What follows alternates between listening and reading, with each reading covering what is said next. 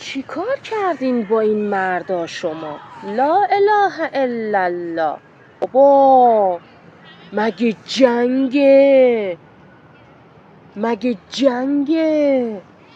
یا خدا، چی کار میکنید شما با این مردا؟ یا همون مقدساتی که شما خودتون دارین؟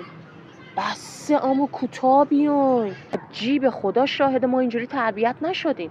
خدا گواه، ساعت 12 مدرسمون تعطیل میشد، 12:05 اتوبوس میومد، 12:20 بعد سر کوچمون میبودیم. اگه 12:20 میشد 25 دقیقه داداشمون و مامانمون و بابامون و پسر خالمون و پسر عممون و ننمون و خالمون سر کوچه وایساده بود که چرا ما دیر اومدیم. دختر باید قبل از غروب آفتاب تو خونش باشه. هر جا رفته باید قبل غروب آفتاب تو خونش باشه. یعنی که چی رفته؟ کتابخونه درس بخونه. آره جون عمت، جون خالش رفته درس بخونه. آره ما هم باور کردیم. امیر جون برده درس بخونه براش، کمکش کنه، حمایتش کنه، نمره 20 بگیره. نکنید این کارا رو آقایون. ببین من یه زنم، من جنس خودم رو خوب میشناسم. زن جنسش جنس شیطانه. یعنی مکر و حیله‌ای داره یه زنی که، یعنی یه اشک که میریزه 1000 تا فکر و تفکر پشت اون اشکه، پشت اون حرفه. گوله زنا رو نخورید. تربیت دختر پسراتون رو 100% ندید به مادراشون. مادرایی که پایه دخترشونن میفرستنشون کتابخونه، 4 صبای دیگه دختره میاد میگه من ازدواج نمی‌کنم، من میخوام مستقل باشم. 2 روز دیگه میره دبی با شیخای عرب قشنگ استقلال پیدا میکنه. دختراتون رو زود شوهر بدین. آقایون ایرانی دختراتون رو زود شوهر بدین. نذارید تو این پارکا ویلون و سیلون با امیر و محمد و حسن و حسین بره به چرخه. فردا هم 30 سالش شد شوهر نکنه بیاد بگه من میخوام مستقل باشم. چسبوندین دخترها رو به دانشگاه، به پارک، به کتابخونه، به این ور به اون ور، به شمال. فرهنگ ایرانی رو دارید زیر سوال میبرید. نابود کردید فرهنگ ایرانی رو. نابود کردید. پدر مردم و این ماهواره در آورد، این فیلم ها در آورد که نشست همه غلطی با هم دیگه کردن، نشستین خانوادگی دیدین. نکنید. تو رو قرآن نکنید. تو رو پیغمبر. زود دختراتون رو شوهر بدین. زود برای پسراتون زن بگیرین که دختر 30 ساله که بعد بچهش کلاس 4 دبستان باشه نیاد اینجا پسر 13 ساله بمالتش. همه شدن شوگرددی و ننگدی. والله به خدا. او شوهر شوگرددی پیدا میکنه 13 سالشه، دختره میره شوگرددی پیدا میکنه 45 سال. پسر 18 سال جرئت نمیکنیم تو خیابون راه بریم. پسر 13 ساله میاد کنار آدم رد، خاله شوگر مامی من میشی؟ ای بابام سخ، چه فرهنگی ما پیدا کرد. ای بابام سخ، ای چه تربیتی بود که شما انجام دادید و ما انجام دادیم. داریم کجا میریم؟ دختر دهه 80 دنبال پسر دهه 60 داره میگرده که شوگر بابیش بشه. شوگر مابیه نمیدونم از چرت و پرتاش بشه. نکنید. تو رو پیغمبر میری تو آرایشگاه میشینی دختر 14 ساله اومده نشسته، یه پیرمردی تو ماشین منتظرش که دختر 13 ساله خودشو درست میکنه بیاد ببرتش. از این پادمادام میخرن میندازن تو گردنشون. آره با کلاس شد. هرچی شلوار پاره ماره هم هست میکنن پاشون.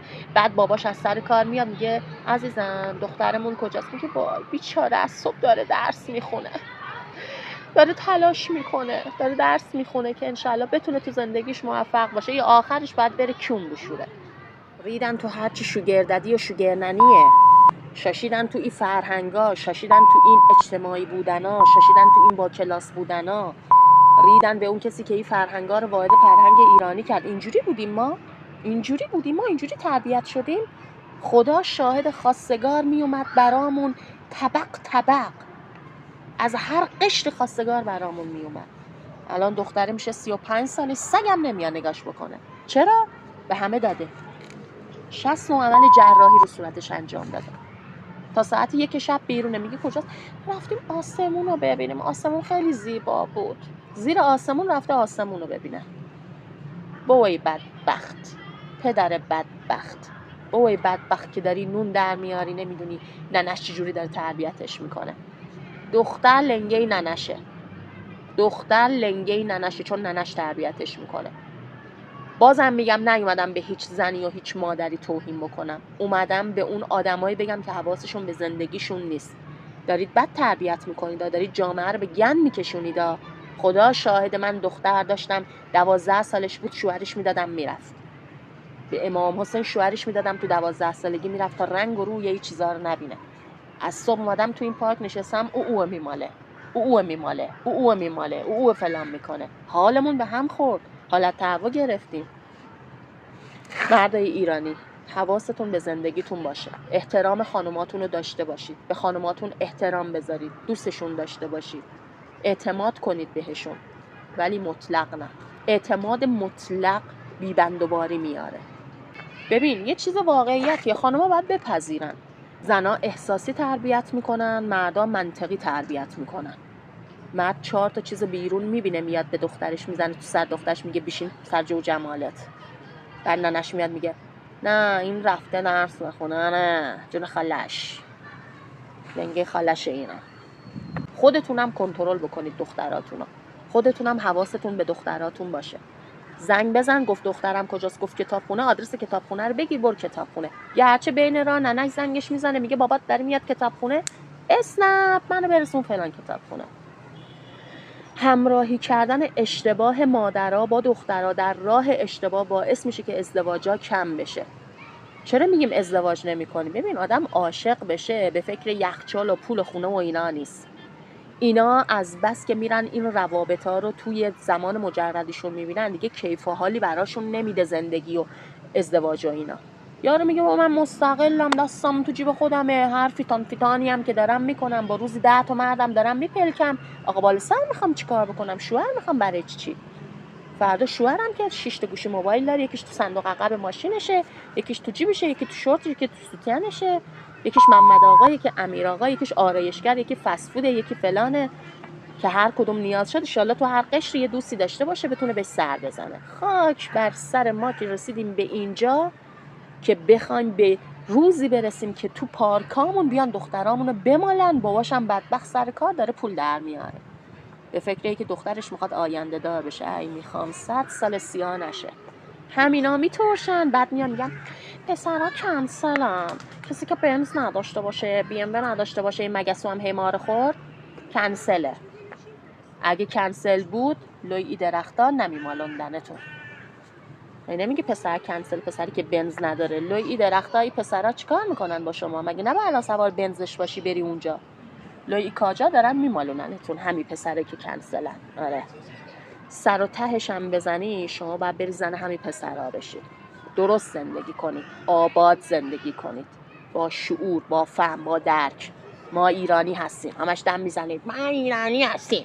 کوروش کبیر اینو گفت، کوروش کبیر گفت بلای پارک بمالنت.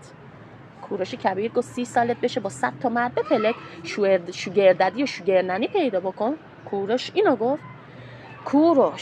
کوروش آسوده نخواب که دختران و پسران سرزمینت کونی با مردی که از صبح داره میره بوق سگ تا بوق شغال وای میسه کار میکنه پول در میاره. دارم نتیجه تربیتاتون رو اینجا رو پارکا میبینم. دختر و پسر همدیگر رو بغل کردن، به مامانش گفته مامان میخوام با امیر برم درس بخونم. امیر بدبخت داره تو پارک دخترت میماله، داره ازش لب میگیره. امیر خاک تو سرت. به شوهرت هم که نمیگی، پایه دخترتی، هر غلطی دلش میخواد میاد تو این پارکا میکنه. امیر داره میمالتش اینجا. آره آقایون حواستون به دختراتون خیلی باشه. این اعتماد بیش از حد خدا شاهد زندگی ها رو داره میپاشونه. چک کن ببین دخترت کجا رفته. 4 بار که رفت کتابخونه، 3 بار دنبالش برو ببین رفته کتابخونه.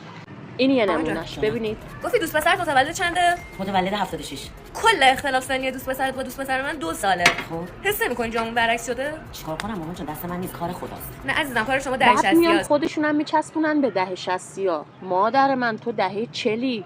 نه تهش 50.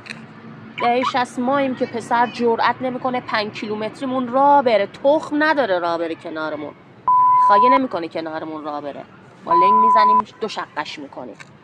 دختر 60 یعنی ما، نه تو که میری خودت با به قول خودت 60 هستی با بچه 79 که 20 سال خودت کوچیک‌تره، بعد دخترت هم تو این مسیر راه وا کردی، بعد میای شوهر بدبخت خدا زده‌ای. آخه برای مردا میاد مهریه‌شو میگیره، یه تیبا و کوی کم میندازه زیر پاتون، بق آقا اندرزگو با 2 تا پسر سوار کنیم بریم شب پول بگیریم در بیاریم بعد بیام بگیم آمو کدام زنی ماهی 100 میلیون درآمد داری که میاد پس انداز میکنه میری گوشی آیفون میخره. پایبند زندگیتون باشین، حواستون باشه چی بهتون گفتم ها. زن از جنس آره